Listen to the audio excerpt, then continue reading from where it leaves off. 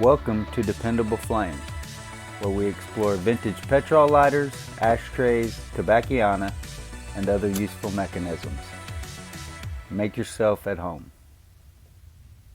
Today we are continuing our endeavor here to clear these old aluminum block petrol lighters of the degraded flint that is resting in the flint tubes.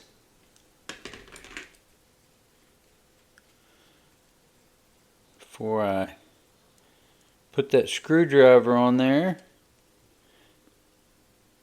just realize that looks like a hex, and there is a key here in the fuel screw, integrated into the fuel screw. So we will back this out of here. Doesn't feel like there's a lot of pressure on there.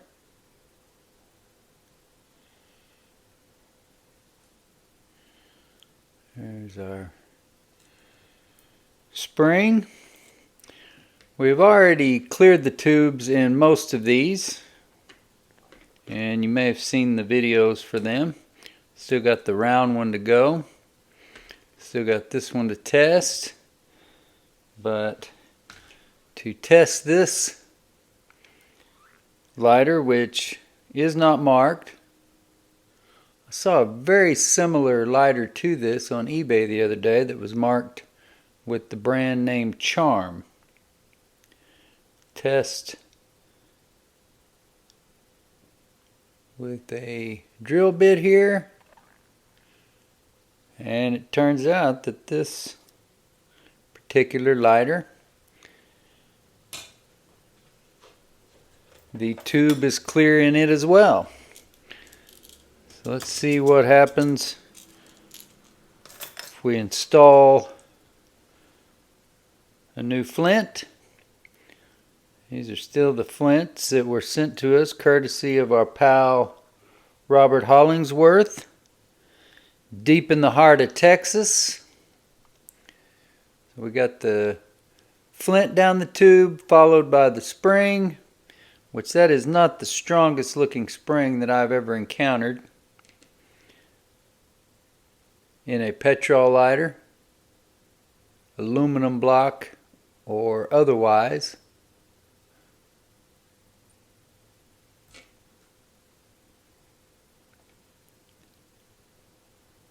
Get our inset screw started back in place.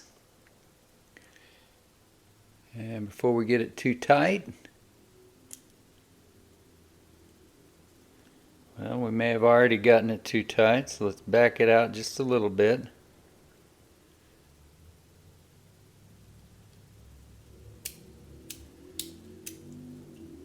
That's a little too loose. Just want to get that flint grooved before we tighten it down to the point that it is too difficult with the pressure on it to groove the flint. Should be going in the right direction there now.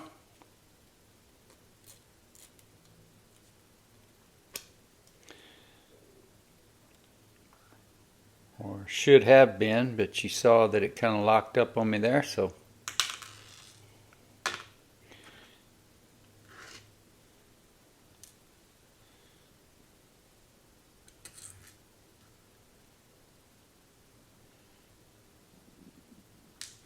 I'm going to grab some air and let's blow out that tube real quick.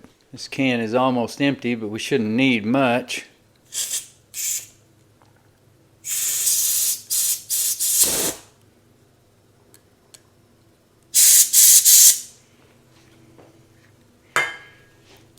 And we also have another can ready.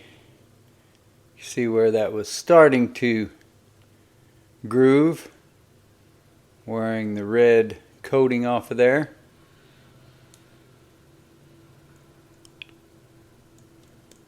Flint down the tube,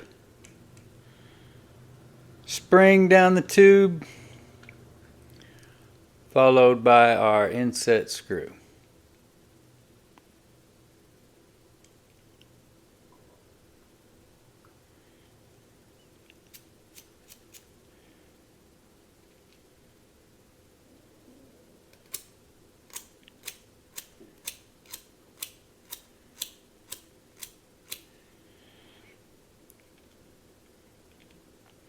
That seemed to be sparking a little bit better than it was a while ago. Hopefully it does not lock up on us again. Seems to be sparking pretty well though. Go ahead and try to tighten that down just a little bit tighter.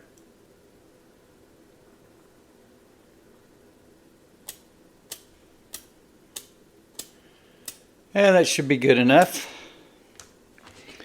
Now that wick is definitely a little weak looking, a little contaminated, a little dirty.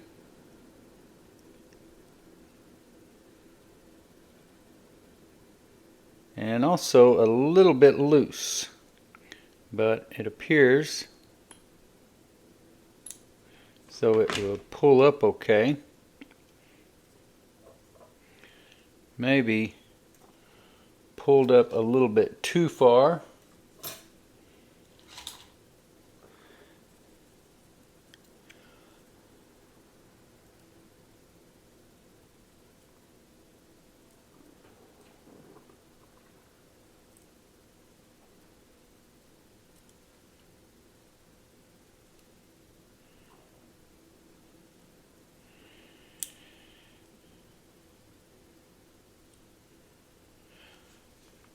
And I have a feeling we're going to have to replace that wick, but we're going to go ahead and test it out here anyway.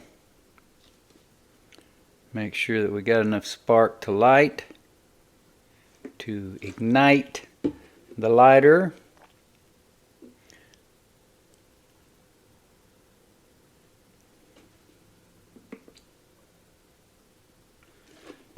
And been trying my best not to do this gratuitously here in these videos, but I overfilled that one by a pretty good margin. Still didn't manage to spill a bunch of it down on the table though, so should be okay. Get our fill screw back in place. So out of the 4 lighters that we have dealt with here, 2 of them have needed the tube cleared, 2 of them did not. The 2 that needed the tube cleared also are going to need new wicks, and we'll just see.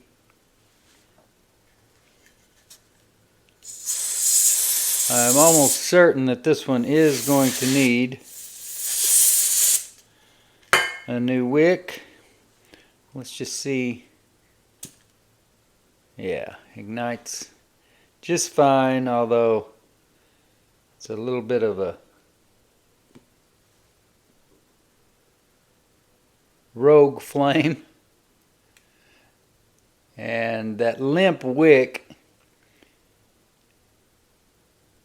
came up out of that chimney, and I couldn't get it to feed back down.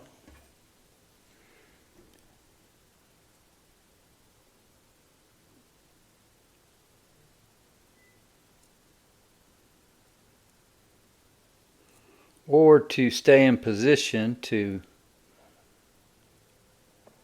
get the snuffer to enclose all the way around it.